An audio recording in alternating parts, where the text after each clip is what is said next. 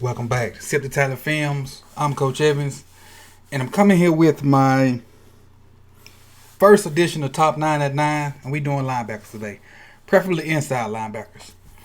The format for what's going to go down today is simply, I'm going to give you my top 9 kind of inside linebacker type guys. We're not doing edge guys, strictly like inside the box type linebackers. And once we get to a certain person, if there's something in the chat about that person, we'll speak on it. And then we'll move on to the next guy. Once we get to the end, I'll get in the chat box a little bit and turn the phones on. So we're gonna try to do this thing in probably like 45 minutes. Try to hold it to that's my shoot time, 45 minutes. So without further ado, I appreciate you all being here. Hopefully a few more people will join us before we get toward the end. And it never fails. Last year when I did it, somebody would always jump in and miss like the first 4 or 5 guys and be like, well, I wish such and such should have been in here, or why you didn't do X, Y, Z, or like, had you been here on time, you would have saw it. But without further ado, let's dive right into it. Give me a thumbs up before we start. Make sure you hear me good.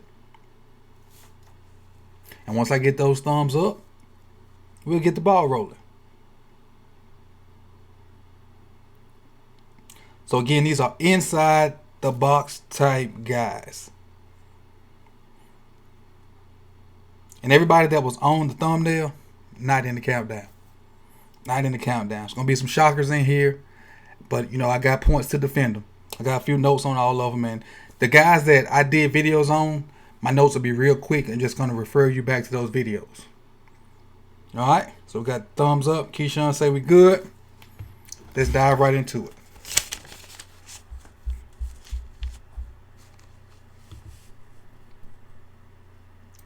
Coming in at number 9. Probably my first shocker for everybody right there.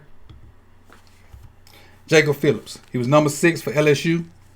His 2019 stats, he had 113 tackles, 1 sack, and a forced fumble. He's 6'4", 233 pounds. And the notes I have for Jacob are, he attacks pullers with the proper leverage.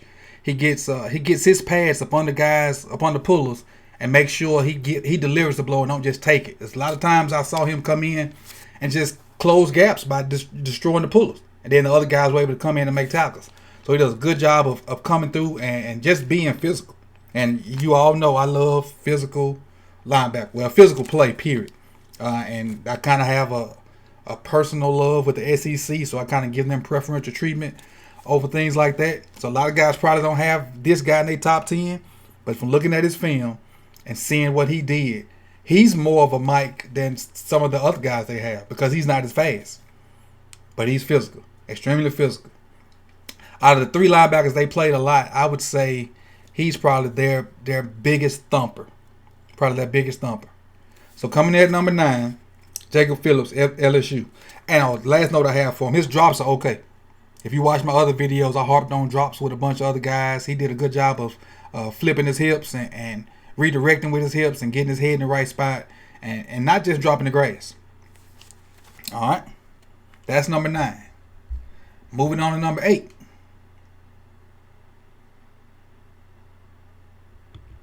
Akeem Davis-Gaither from Appalachian State.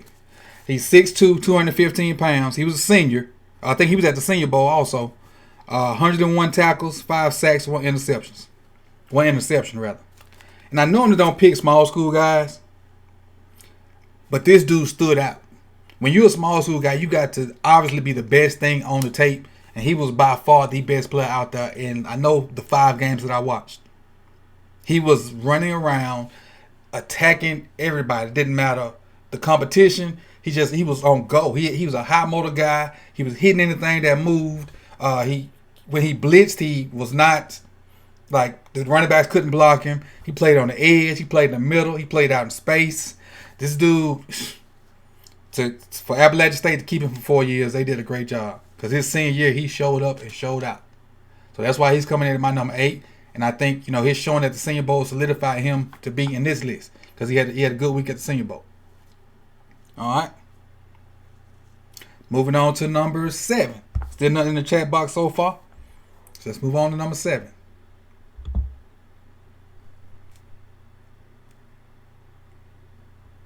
Number 7. Jordan Brooks, Texas Tech. 6'1", 245. I think he may be the shortest linebacker in my top 9. I think he's the shortest one. 245 pounds. He finished the season with 108 tackles, 3 sacks, and 1 forced fumble. And my notes on Brooks are: he has a high motor. He looks like he loves the game. He's versatile. He also played in the middle, on the edge, and when covered like number 3 receivers and trip sets and stuff like that. When he blitzed, he did a good job of. He didn't take on all the linebackers, like just run through them. He did a good job of getting skinny. So he would get skinny through the hole and get past the running back without slowing down and get to the quarterback. He made a bunch of big plays with Texas Tech, a bunch of crucial plays and the victories they had. He came up with the sack after like missing tackles, or he may have blown an assignment and come back and made plays afterwards. So he did a good job of learning from his mistakes and playing hard the entire time. Again, he's a high motor guy. He runs around all over the field. The tape on Jordan Brooks is really, really exciting to watch. He plays with a lot of emotion, which most linebackers should, but you see he is on tape. He shows it. That's a guy that plays with a lot of heart, a lot of emotion, and a lot of want to. So he's number 7 on my list, Jordan Brooks from Texas Tech. Let's move on to number 6.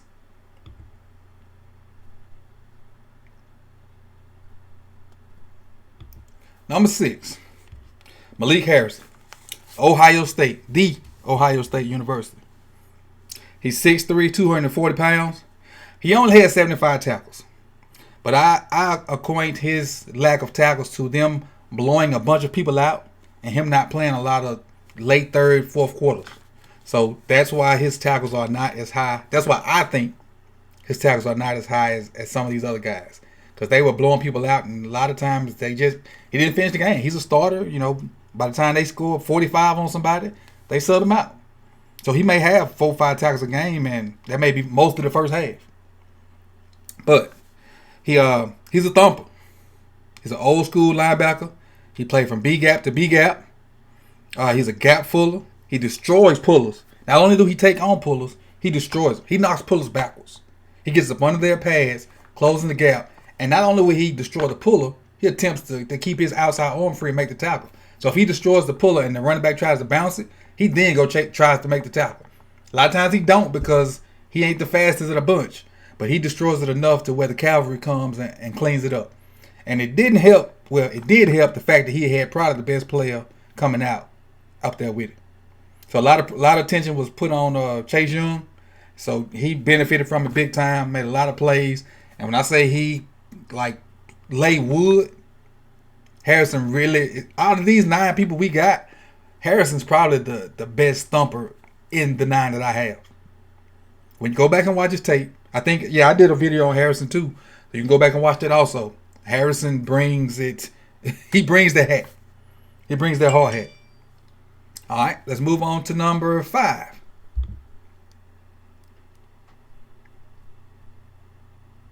Number five. Willie Gay, Mississippi State University. He's 6'2", 240 pounds. No, I know a lot of people going to be like, why is he on this list? He only got 28 tackles. Who is this kid? Well, let me tell you a little bit about Willie Gay. He is, I think Willie's a Starkville native, so he, played at Starkville High School, went to Mississippi State, and he didn't play the first 4 or 5 games. I don't remember the reason. I don't know if he was suspended or hurt or what. Then when he came back, him and the quarterback got into it. So by the time he really got in football shape, it was a bowl game. So what I did was I looked at his tape from last year, and I looked at the bowl game, which he had 11 tackles in the bowl game. So he finally was in football shape by the time they played Louisville in the bowl. had 11 tackles. But the main game I looked at was this 2018 film versus Alabama. The kid had a sequence of about 3 plays where he made every play.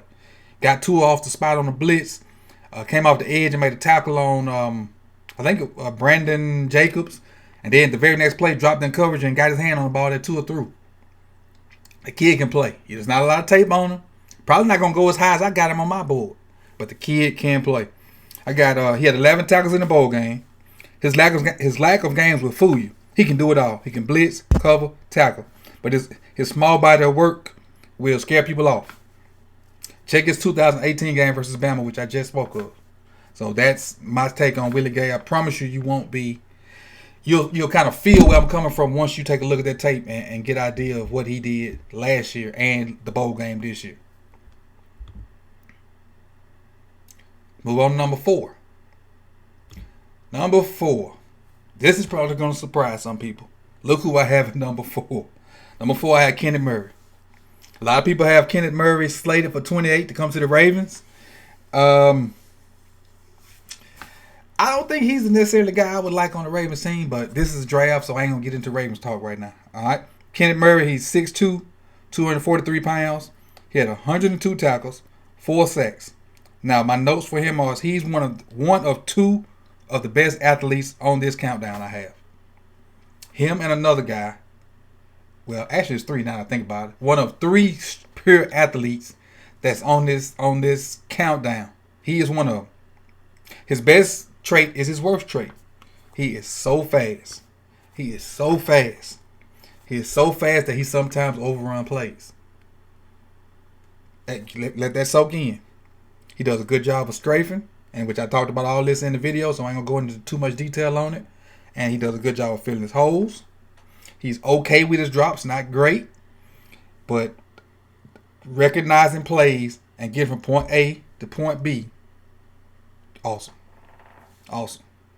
Sometimes he gets when you tracking a linebacker, you should play inside out. So you should be one step behind the linebacker. So when I'm running back, so when he decides to cut up in the hole, bam, you're right there to fill it. Sometimes he's even with the running back, and then he allows cutback to go wherever is want to go on because he's too fast. That's my only negative on him right now. Go back and check the video. You can see the full breakdown on Kenneth Murray. He's my number 4 linebacker. All right, this number 3 guy. This number 3 guy is the guy I think the Ravens should pick up. And it's not necessarily in the first round. But this guy does so many things so well that I think he's the guy the Ravens should pick up. Troy Dye. Troy Dye from University of Oregon. A lot of people say he's too slim, he's too slender. Watch his tape. Watch his tape. Troy Dye, 6'4", 226 pounds. By the time he get in the NFL, that'll probably be 230 this year, 235-ish. And by the time he finishes his rookie season and come back with a year of off season, he'll be pushing 250. So you're looking at somebody 6'4", 250 sitting in the middle of your defense. He had 84 tackles this year, 2.5 sacks, 2 forced fumbles, 2 interceptions. And my notes for him, my favorite LB. He's my favorite LB to watch this year besides somebody else. I think he looked good in the purple. He's good in coverage. He's good in his drops. He does a good job with his hips to be 6'4". Does a great job of switching his hips and looking one way, going the other way, and vice versa. Basically, his hips are DB-ish, if that makes sense to you. That's how good his hips are. He doesn't mind getting in there and thumping. He does a good job of scraping and filling gaps. He's a C-gap to C-gap player. And notice I said earlier that somebody was B-gap to B-gap. I think that was Harrison. Harrison I talked about earlier was B-gap to B-gap. This guy has a little bit more range. He can get from C-gap to C-gap because he's just that fast. He takes out pullers also. You don't see very many physical linebackers in the Pac-12. He's one of them. He is one of the most physical linebackers in the Pac-12, and I think you have to credit Cristobal with that. Cristobal, I think, played in Miami, worked at Alabama. He's recruiting a different kind of kid to Oregon. It's not just the speedy finesse kids that are at Oregon right now. You're starting to get more physical guys, and he's starting to implement physicality in, I'm sure, their off-season program and their weight room. And this guy right here is a product of that. Check the tape on him. I did tape on him also. you'll see why I love Troy Dye. And I think he would fit the purple and black. All right. Moving on to number 2.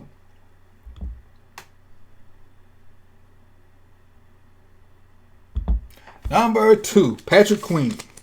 Patrick Queen.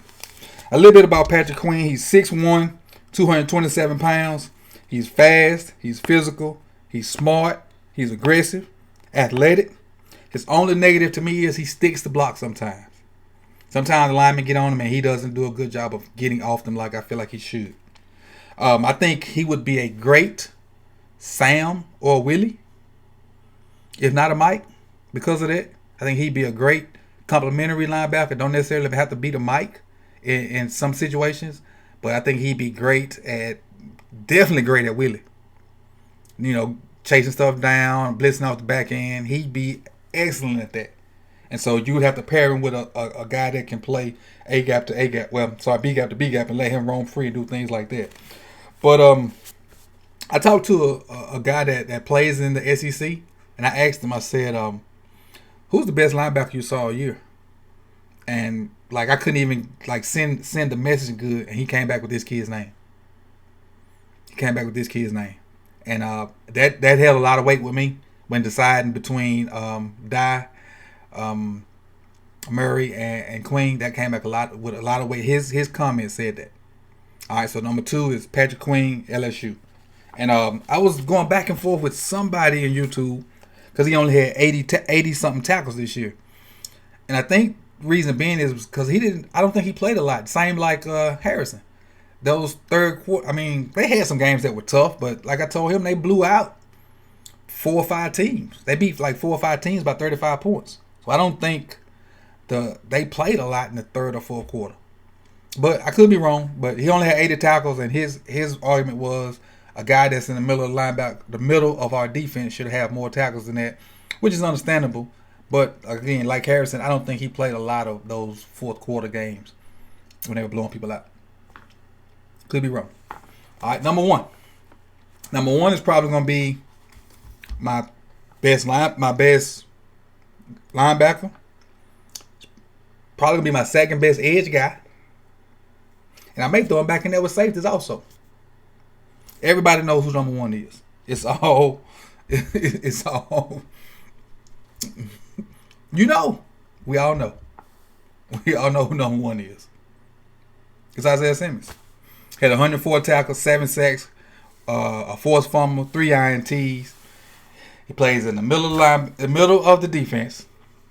Plays on the edge of the defense. Plays deep safety. Plays strong safety. Covers running backs. Covers tight ends. Blitzes. Spies QBs. Does he leap tall buildings at a single bound? I don't know what he can't do on the football field. I'm at a loss. I have not seen a guy, and some people said that the kid for the Jets can. I forget his name, but I have not seen a guy play on all 3 levels of the defense in a game. I have not. I've seen him line up at defensive end, inside linebacker, outside linebacker, free safety, strong safety. It's amazing how athletic this kid was. And then today I just happened to come across a video on YouTube showing him running track. He redshirted at Clemson as a freshman and ran track for the Clemson team. He talked about his track background and how it helped him be the guy he is today. They showed a lot of clips of him playing receiver. He would have been a great receiver. The clips they showed him at receiver were awesome. But have a guy with this skill set doing all the things he did, I pray that he goes to a system that allows him to do all those different things like IvanEvans let him do at Clemson.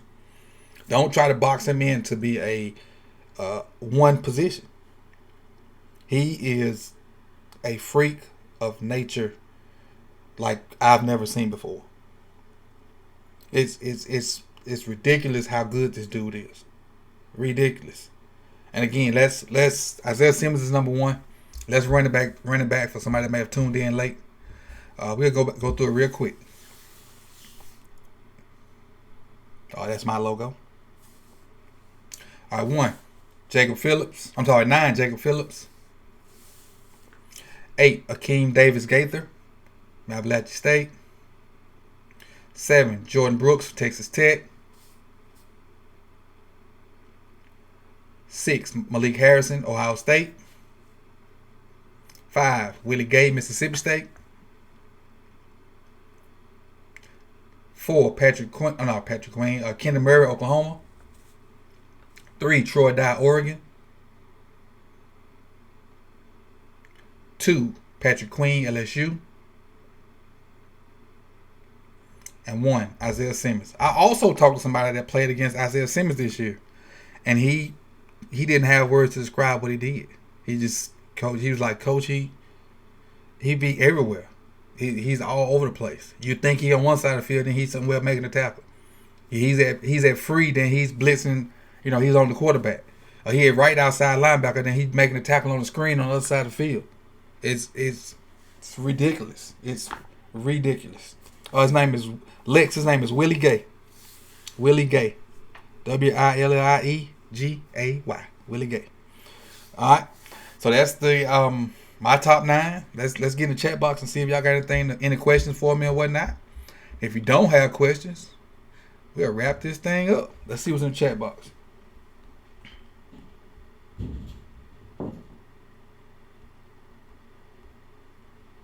Dylan Moses was number 1. Dylan Moses probably would have been number 1 had he came out.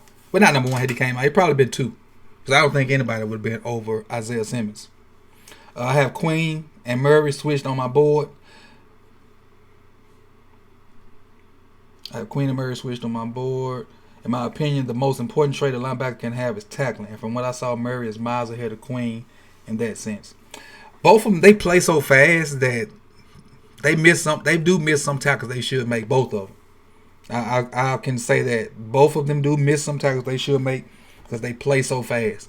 They'll have to learn to play with their eyes more, play a little bit slower with their body, but play fast with their eyes, if that makes sense. They need to be able to recognize what's going on, and then be able to hit it, then read and react to it.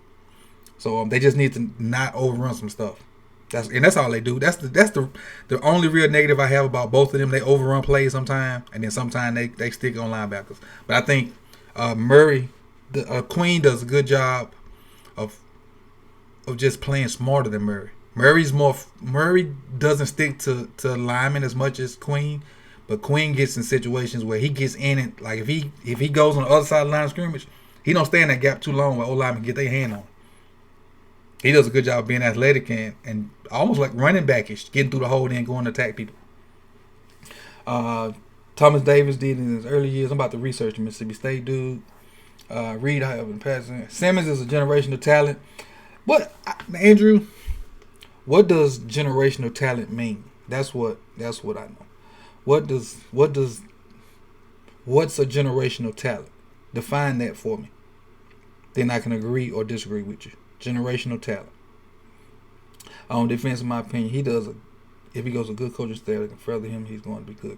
Yeah, I think he's going to be crazy good if he goes to a team that doesn't try to box him into one position. Joseph, yeah, that's a good point. And Queen is further ahead of Murray. Willie Gay Jr. Okay, thanks. What would you do if we somehow got Simmons? We'd have to give up a lot to get Simmons. Simmons is going top 10. Simmons is going top 10 in my opinion. And I honestly don't think Queen or Murray's going to be on the board when we come at 28. I really don't. I think both of them, I think all three of those guys will be going before 28. I really do. Who is better inside linebacker? Devin White from last year or Isaiah Simmons? Strictly an inside linebacker, Devin White. But as an overall football player, Isaiah Simmons. If we talking strictly inside linebacker, now hands down, Devin White's better. But if an overall defensive football player, it's Isaiah Simmons. His versatility, you can't discredit that. Because he can do just about everything Devin White can do besides, Devin White's probably going to be better than him B-gap to B-gap. But he's not bad B-gap to B-gap. But Devin White can't go play free. Devin White can't play outside linebacker. Devin White can't play strong safety.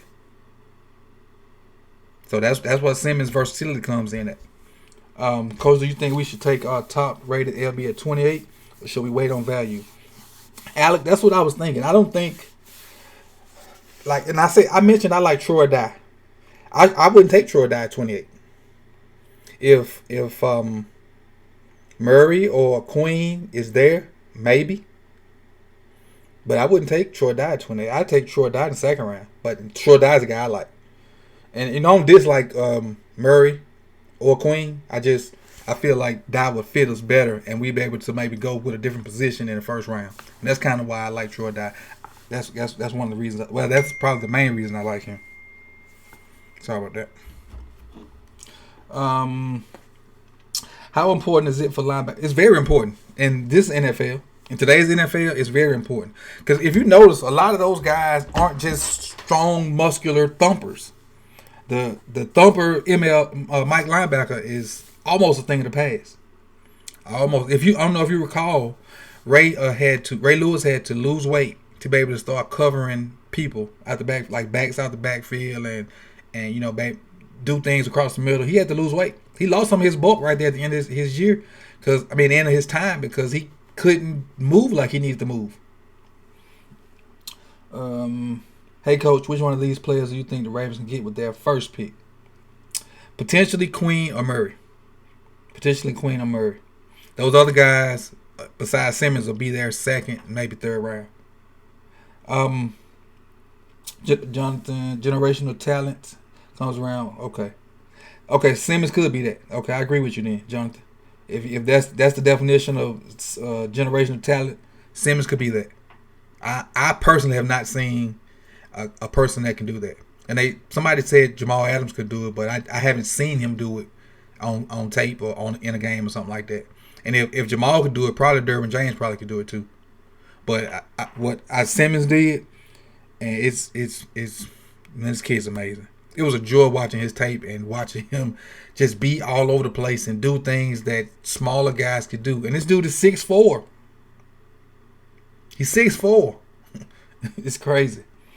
What up, Joe Nubo? I appreciate you coming through. I was on. Make sure if you're new here and you don't follow NF Podcast Live with Joe Nubo, please do so.